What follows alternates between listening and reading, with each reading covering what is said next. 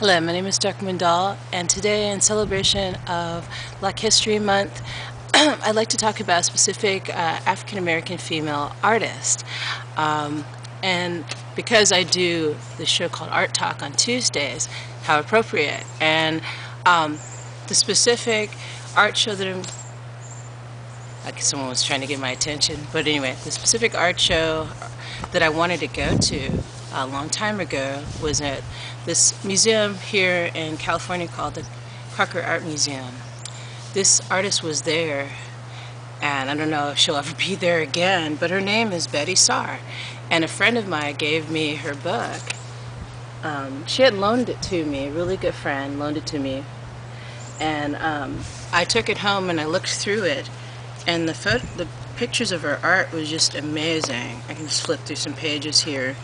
What she does is she takes a lot of old, and I think I've told you about Betye Saar before, but I wanted to talk more about her if I could on this channel. But she does a lot of really cool artwork where she takes old, I guess you could call them vintage photos and objects and puts it into her art, and they're all having to do with, some of them have to do with exposing slavery, black slaves in their regular work environment. You know, a lot of the black women, African American women, were slaves, and they would do a lot of like chores, you know, like laundry, cooking, cleaning, you know, the normal stuff. And she just kind of showed, she was finding old photographs and incorporating it into her artwork. And I found that very, very creative and very awesome of her to do that.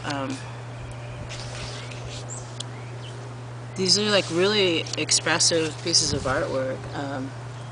And I was very fortunate to be given this book. I feel like blessed that someone gave this to me. I told them after I looked through this book, it stirred me emotionally. And she's like, well, I'm not supposed to be the one that has it, you are. So she just gave it to me, and I was just really, really, really thankful, and still am to this day. So yeah, this is a fabulous book, very, very much so showing the type of work that Betye Saar, is her name, does. And the name of the book is Betye Saar, Extending the Frozen Moment. Here's a sampling on the back of the book. It's beautiful cover, and the back is just her artwork and what she does. Artists like this are very, very inspiring to me. I think that any artist that's really passionate about the art that they create, they get into a slump where they feel like, just don't feel like it. But then when I looked at her artwork, it didn't make me want to produce art like hers. It just gave me that motivation to continue doing what I'm doing as an artist.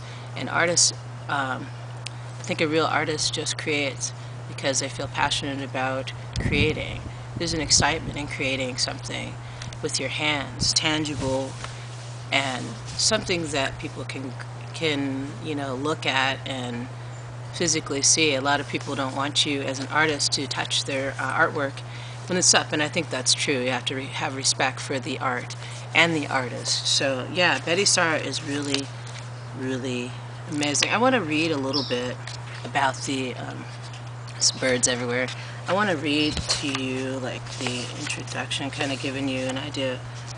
It's her artist statement, and I was told many times when I used to show my art at galleries to come up with an artist statement. That wasn't always the easiest thing, but this is her artist statement. When I was a child, I loved looking through my great aunt Hattie's album filled with photographs of family and friends from Kansas City, Missouri. As Hattie and my mother recalled events and people, they exchanged stories and memories of their shared past. This experience made me realize that every picture tells a story. In the early 1960s, when I began to collect images depicting derogatory stereotypes of African Americans, I would often find photographs.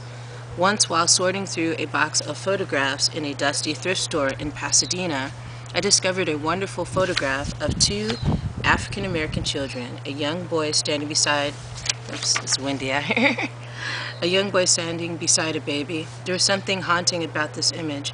Later in the 1970s, I used that photo in the assembly box, Gone Are the Days.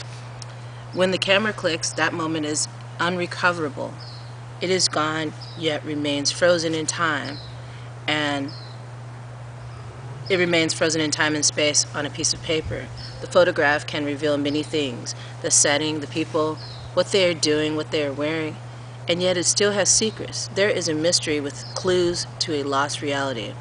When a photo triggers something in me, my imagination perhaps, I feel that I am offered a chance to reinterpret the visual image, or I am inspired to create an alternative reality by integrating the photo with other media, materials, and objects.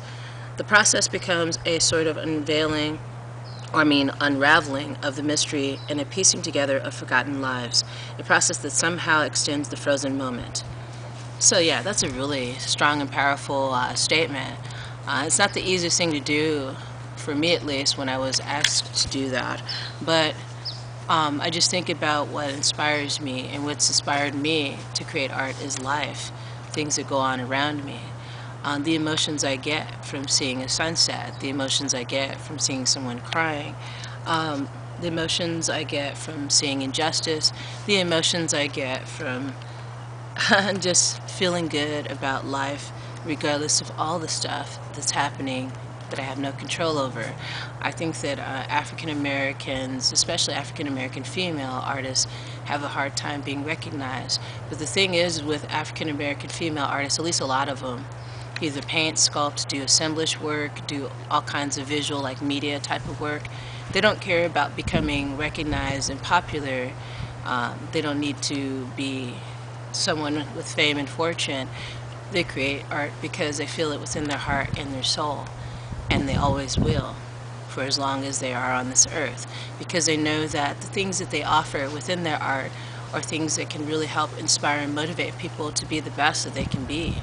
So yeah, thank you for joining me today for today's art talk, and me talking about the artist, African American artist known as Betye Saar. I guess you can look her up more if you want to find out more information on her, but this is a lovely book, and I'm really, really blessed and feel fortunate to have been given it as a gift. It was a very, very nice friend.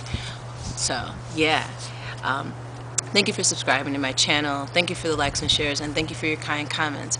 Leave your comments down below what you think about if you have any knowledge about any other African American artists that you like to share, feel free, and I might check them out and see what they're about. That's what you got to do with African American female or male artists. You have to really dig deep, because the white European artists are more spotlighted when you go to find out more research about African American female and male artists, painters, sculptors. You have it. There's so many of us, but we're not being recognized because we're not as popular as these white European artists. So yeah, just do your research and you'll find more, and I'm sure I will find more too. So see you guys soon. Peace.